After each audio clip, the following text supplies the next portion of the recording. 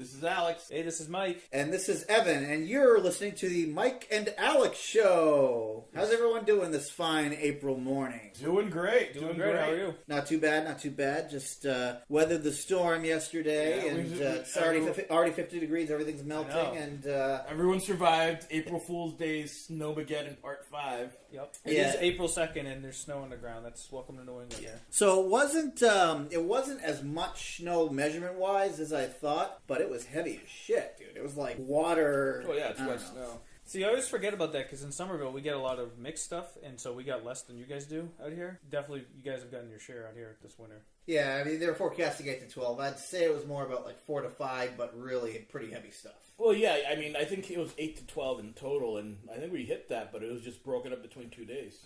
Yeah. We're coming to you live from Alex's pad here in Fitchburg. Yeah. Very nice bachelor pad. Yeah. The ladies out there, just so you know.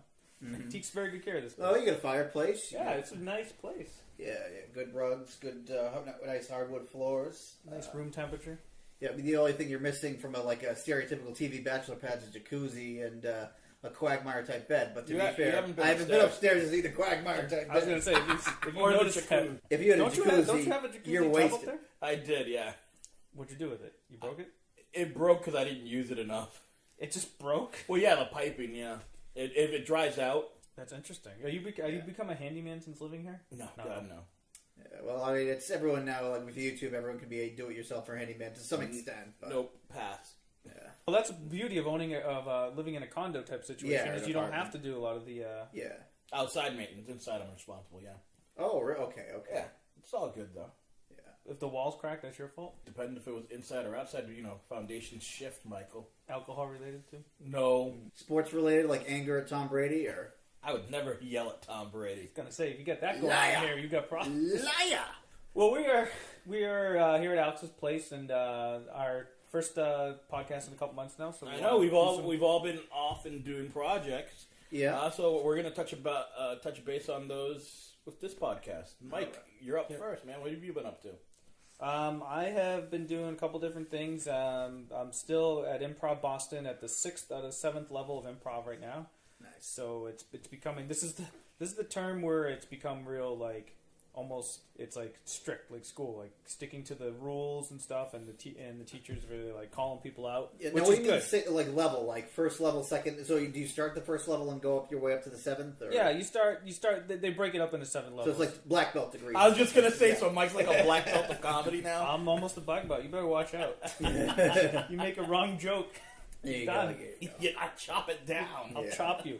No, but it's like any type of courses. They break it up into 7 levels. The beginning is really simple stuff, and the real people, like the people, a lot of beginners like come in and have fun, which is the whole point of it. But they the people who are really interested get weeded out or start weeding themselves, around level 3 or 4. Gotcha. Start sticking with the same people. So it's been a lot of fun. Improv Boston. We get shows. There's like a jam on Sunday nights, which I do sometimes, and shows during the week. So it's a free plug for Improv Boston there. Yeah, definitely.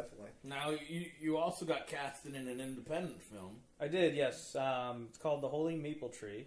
Holy Maple Tree, okay. Yeah. And we've been shooting in Providence, Rhode Island, and they're doing some scenes in Brockton, whatever. It's by this director. His name's Roland, and I can't pronounce his last name because it's like got 15 letters, and I'm not sure, so I feel bad. Sorry, Roland, if you heard it. It's like Kalosh. I don't even know. My voiceover can't even say it on my phone. But no, yeah, it's been good. I was cast to play a Kurt Cobain character because I have very similar looks to him, and it's actually so I've been cast as him in this movie, but the problem, the issue is they can't call me him because they don't have the rights to his name. Oh, so okay. It's you don't have a right to the likeness. They don't have the right to the name on it or whatever. So yeah. It's kind of him understood. I mean, they call me that in the shoot, like the making of it. Yeah. But like in the movie, they just don't say my name and stuff. Understood. It's really fun. I like working on sets because you meet a bunch of people who are interested in creative stuff, which is always fun. Mm-hmm. It's where half my Facebook friends come from when you do stuff like that. Oh, that's so. Is it a comedy? Is it a drama? It is kind of a mix. It's how do you say it? There's definitely comedy stuff in there. Dramedy or Yeah, it'd be something like that. Without like spoiling the ending, what's the premise of the story arc? Yeah. There's I don't want to give too much away. Yeah, well, you gotta feed us. You gotta feed crumbs. Who are some of the other characters that you're interacting with? It's in a dream, so it's not based on his life. It's based on this. It starts with an Islamic rabbi, and then he ends up going to a dream world, a '90s party that's where Kurt Cobain is at. There's a band on the stage. This is the best band name. They're called Three Jesuses and the Christ. So that's the name of the band that's playing up there. I think me and Evan both cringed on that. Oh, by the way, it would work for a film though. But as far as like an actual band, and by the way, one of those guys is the one that I gave your music to. Oh, nice. So you better. No, but those people, some of them are in real bands in real life and stuff. Oh, okay. Yeah. Nice. This is just a movie. This is what this guy came up with the name of the movie. Yeah. So there's going to be like an afterlife discussion, kind of like the '70s show where they're sitting around a table, gotcha. talking and stuff. Yeah. We're doing that next week. So there's a lot of it's definitely cool. And the fun thing about it, there's two fun things about it. You get to see a creative mind working like the director. And also, like, improv is even used in movies because they do something you like. They're like, "All right, do it. Let's do that." Yeah. Instead of just like everything's scripted out, Yeah.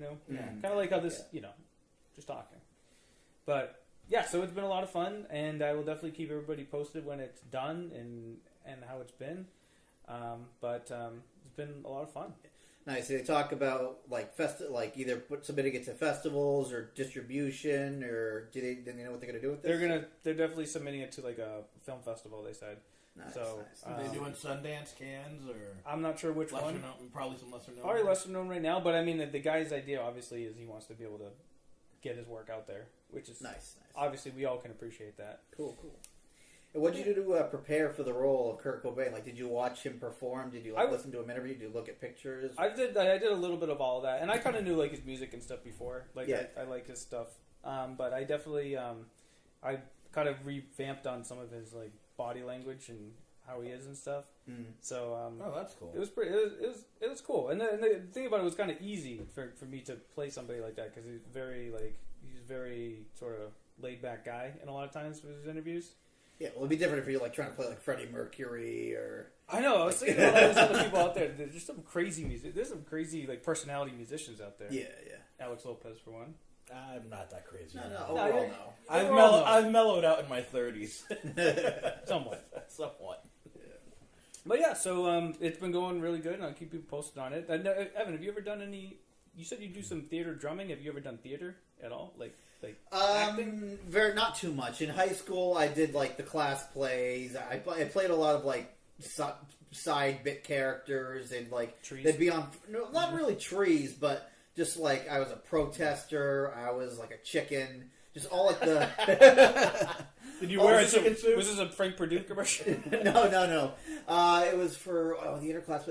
Aesop's ever so slightly updated Fables. So it was like Aesop's Fables, like modernized. That's cool. So it was for the chicken thing. It was literally just a yellow T-shirt and the mask. So it wasn't like a chicken suit.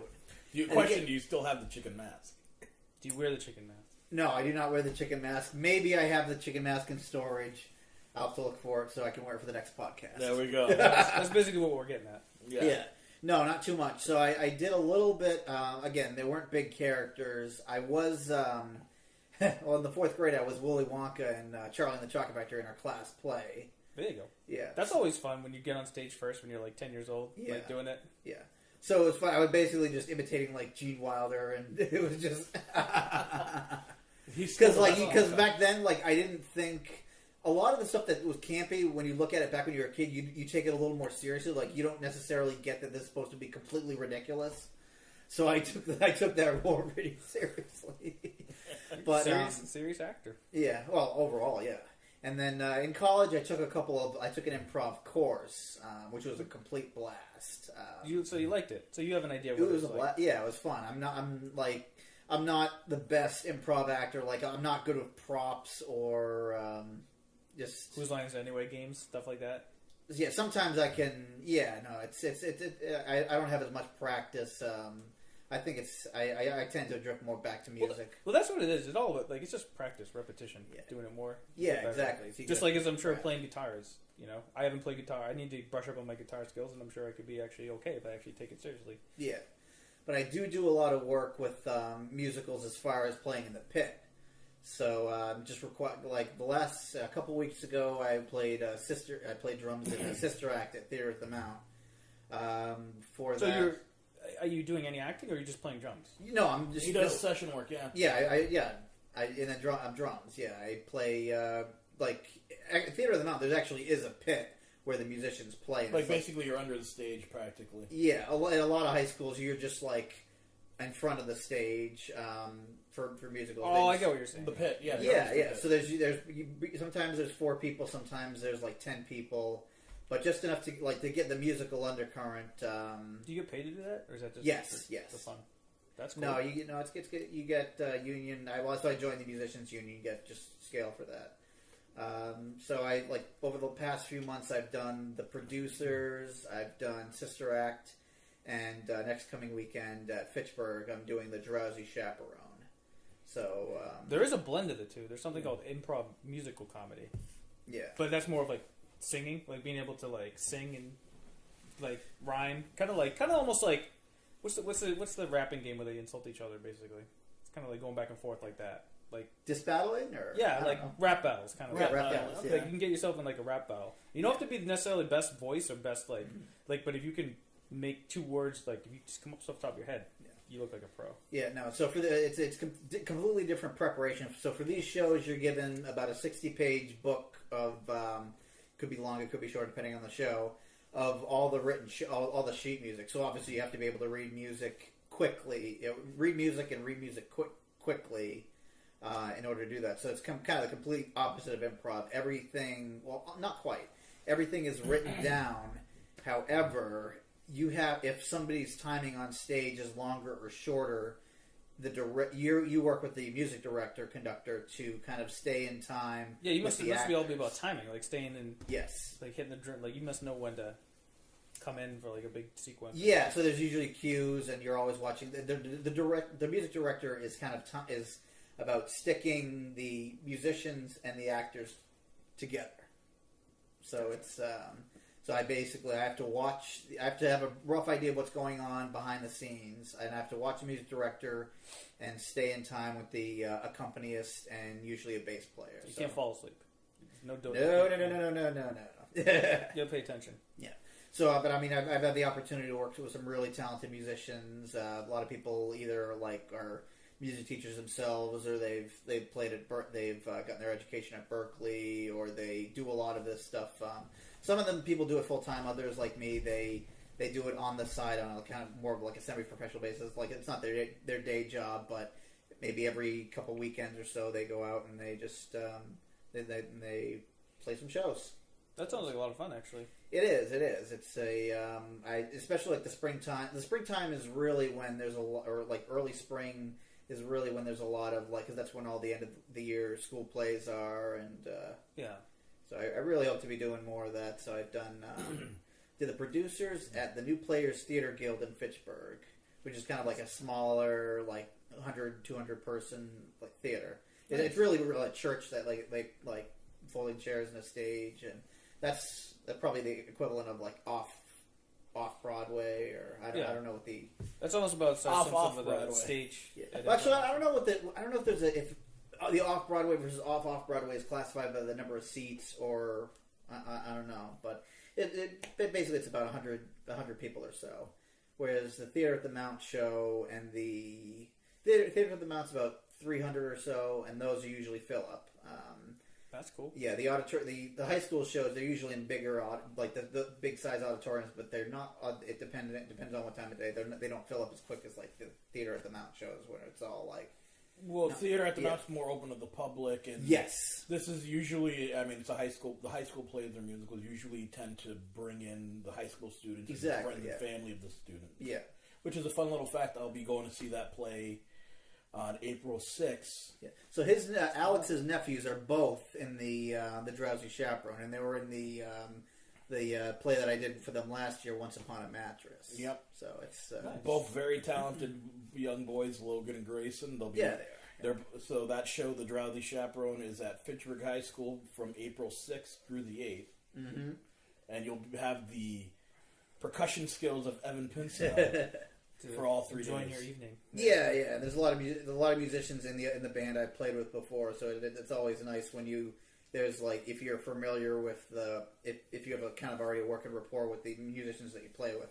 So that's really cool. Yeah. What's going on with you lately, Mr. Lopez? We are speaking of music and Evan's drumming skills, we're going to be doing a show Saturday, June 3rd at the Fitchburg Armory. That's on Whitman Ave. That's cool. I have no idea. I know how to get there, but we know how to get there. It's also called the Fitchburg. But Center. Is there a stage there? They're the stage at the Armory. Yeah. So I hope to see everyone out there. It's a free admission. What time does it start? Doors are at 6:30. Shows at 7. We have a wonderful special guest opening to show up. The Ben Cody. Cody. Really very talented group. Few Berkeley students in there as well, and they're very, very good live act that we're looking forward to playing with. Very nice. We're headlining the show, and I've got a talented band, including Evan in it. So is this going to be like acoustic, or is this going to be full on rock show? We're hoping to do about an hour and a half of face melting rock. until they kick you off stage. Until by hook or no by one's going to crook, kick off. No one's going to kick off stage. It's our show. Yeah. Until they shut down. Until they shut off the house. This is one of the old files you rent. You get the hall. Now, what inspired this? Just tell them all. I think it was just long overdue to do the Alex Lopez material. Yeah, as your friend, I say it is long overdue. It's long overdue. Plus, Evan will be joining me when we go into the studio in the fall. What's this about? You making a new album? New album. I've been for just the Alex Lopez or just the other Alex project? Lopez. Just Alex Lopez. Lopez. So the other band really is not doing anything. It's currently on hiatus. Indefinite hiatus. It's on hiatus. Yeah. That's term for broken nothing's up. happening. Yeah, well, so it's it depends. I mean, it depends on Brandon's kind of the lead vocalist for that band, so it's kind of. And I think he is. Yeah. What you'll see if there is another Aurora Syndrome, it's going to be a lot more collaborative than the last EP. Yeah. Whereas we've been Evan and I have been discussing because you have Aurora Syndrome right here, basically. I don't want to go. Well, no, but we want to include the other. We want to keep the other band members in it, so that it has that identity. Yeah. But one thing we've been discussing is possibly a concept album down the road. Like Pink Floyd. That's very. I mean, you have to find the right concept.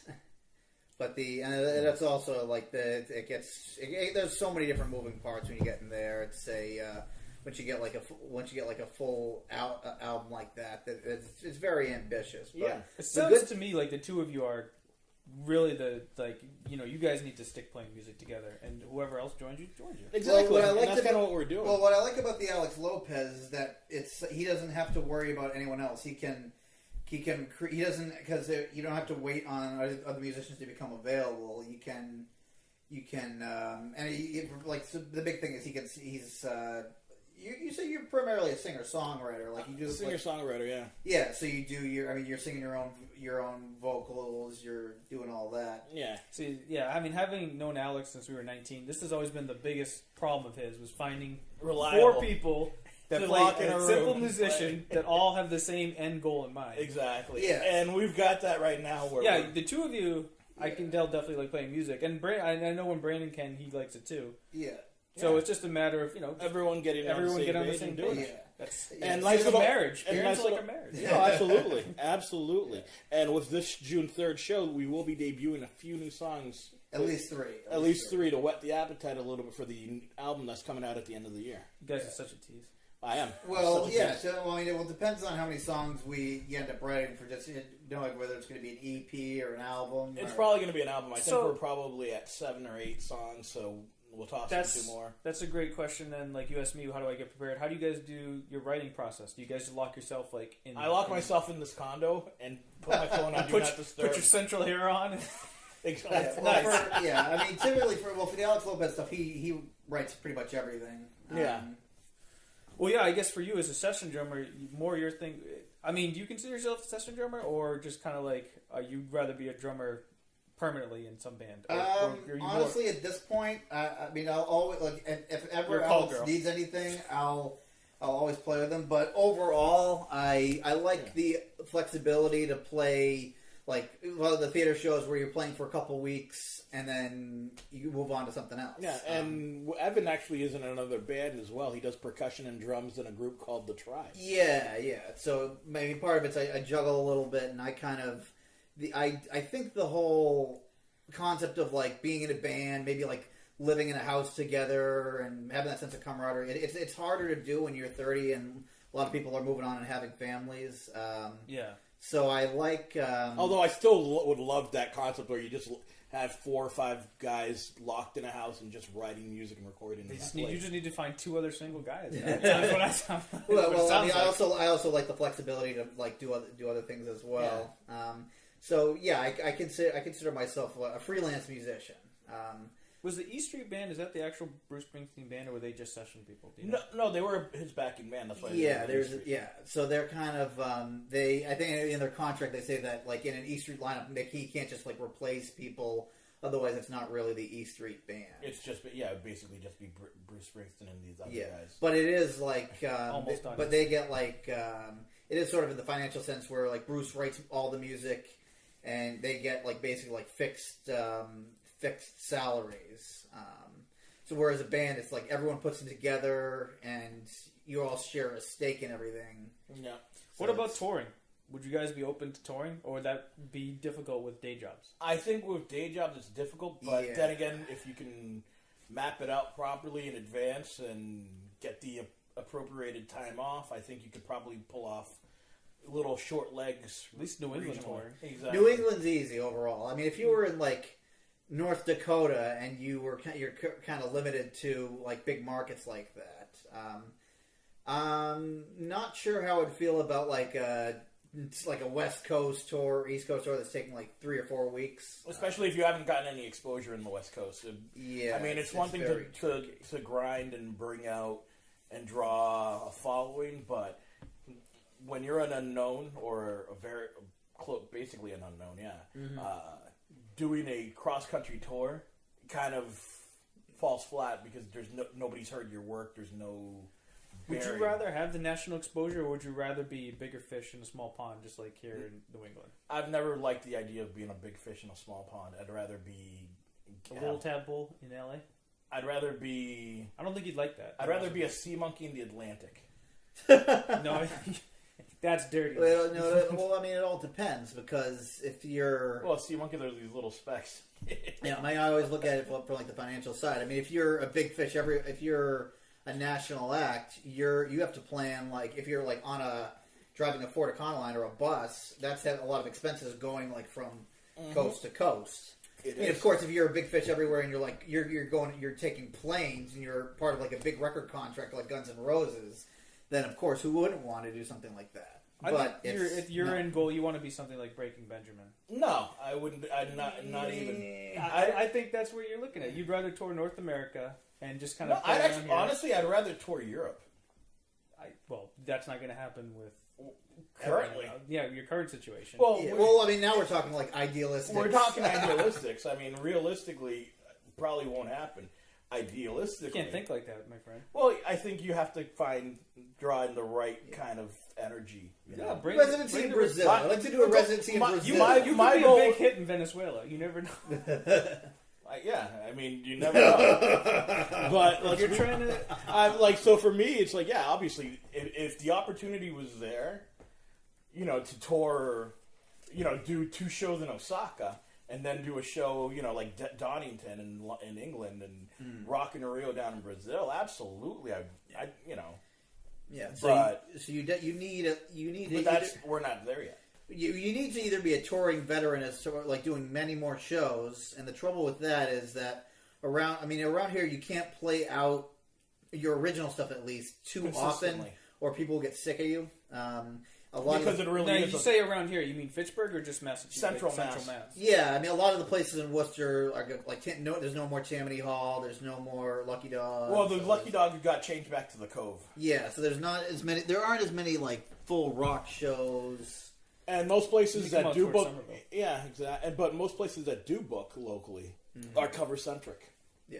So And you refuse to do covers at all. No, like, if you go booked he's at a doing- place, we're doing covers of the we're show. doing covers of the show. In Well, fact, because exactly. that was you at one point. You said you would never play covers. Well, no, I never or said you I were would- very anti-covers. At one I'm point. and to an extent I am, was because and not because I don't want to be because I don't like playing covers. I love playing certain Right. covers. Yeah. But you have to the thing- realize every band, Guns N' Roses, Well, play no, no. covers. At Oh some yeah, point. and I'm not, and I don't. Half of the no, actually not a half. Maybe a third of the Not in This Lifetime tour is covers. Yeah, You got and Live it's and Let Die, yeah. Knocking on Heaven's Door. They and play I'm The not, Secret. and I'm not knocking Hair of a cover. The thing is, I don't want to be in a cover band. Well, Where, no, I get that. So for me, it was always a turnoff when you see an artist who is supposed to be an original artist. They have 3 or 4 albums out, or 3 or 4 EPs out, and 90% of their set is covers. I understand why they have to do it that way, but for me, that was always a turnoff of like, I don't want to be playing covers. Well, what do promoters say? I don't contact them. Or did they say, okay, if you want to play here, you have to play covers, or you can sprinkle in your own stuff in the middle?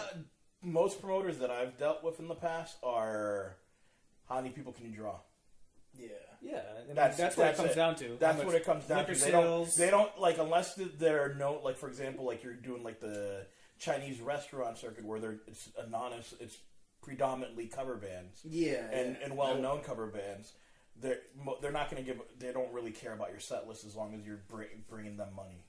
Right, that's drawing what it people comes in. down to, I guess. Exactly. It's how many people can you draw? So on it's a really, Thursday it's night, really or not Friday how night, good or your music Saturday is. night. It's a popularity contest. It really is. Pretty much. How Jaded many on it. Facebook? How many Facebook friends can you get for your Well, invite? even Exactly. then, it's not like because there's I see bands that have like 5,000 followers on Facebook, and you go to a show and there's like 20 people there. Exactly. This kind of this We're kind hoping to be the reverse of that. We're hoping to have like only like 200 followers and then 2,000 people. This is one thing I've just Organic talked growth. about recently, like with Facebook friends. Like I think we touched about another topic was no matter how many Facebook friends you have, there's only a limited amount of pool of people who actually pay attention to your life. Who on will there. help me So- move? Yeah, like I saw, I'm friends with this person on Facebook, and it was just their birthday the other day, and you can see how like you plus so many other people wrote on their wall. Yeah. This person has close to 5,000 friends. It was me and like 75 other people. So that goes to show you like how many people actually are care about someone else. You know what I mean? Yeah. Well, So quality over quantity.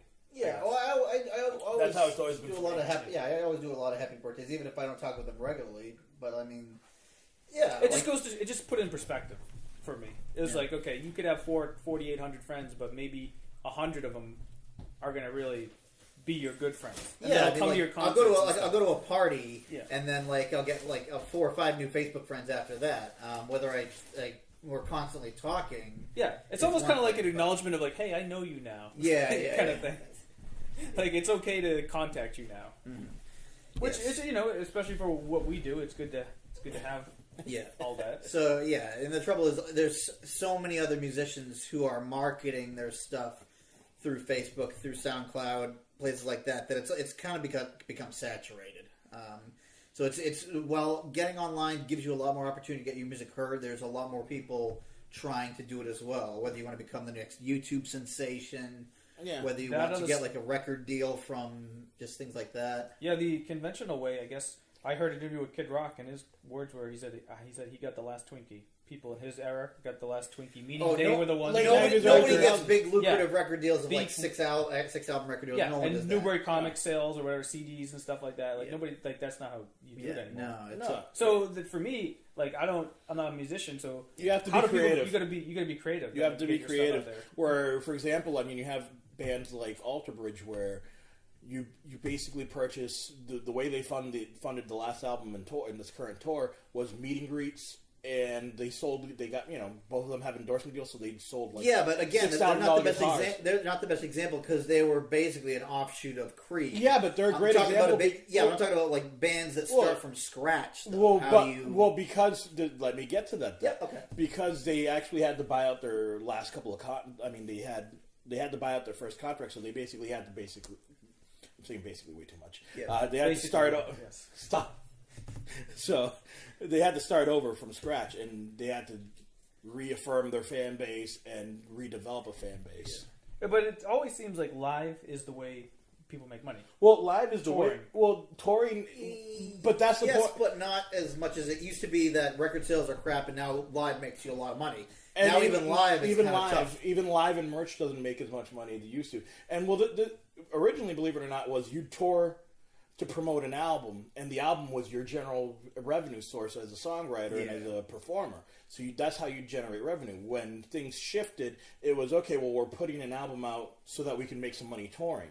That shifted as well, where we basically have to get creative with how we're going to get a revenue stream so that we can go out and tour and promote the new music. Yeah, because I can't imagine how much money even like real big acts make off iTunes, like $1.29. For $1.29, you're making about 70 cents on the dollar. Yeah. Right, so you got to have like On thousands of downloads. On Spotify, for streams, you're doing. It's like a .000. Yeah, I think there's like 4 or 5 zeros before the 1. Yeah, that's a small number. So I mean, that's why a lot of people are kind of turned off by streaming, but it does get exposed. I mean, what they're not making in money, they're getting in exposure. Hopefully, yeah. It seems like advertising, right? If you get a YouTube channel, Facebook, stuff like that, right? That's what it seems like is the way people make money, advertisements on their stuff. So, I mean, this is a very business oriented, episode to help people. Yeah, topic really shifted from a hey, what have you been up to we're plugging shows and this is the way the business works. Yeah, well, we could talk about music business for probably another hour, but I don't want to bore these people to death. Yeah, I think we're out of time for this episode, but tune in this is a next good, time. this is a good update on at least what's going on with everybody. All right. We're still kicking. Yep. Well, tune in next time. Maybe we'll talk about it a little bit more. We also got we'll be talking about spring. We'll be talking about the latest music releases and maybe a little bit more. So maybe movies we've seen recently. All right. So peace out. This is Evan. This is Mike. This is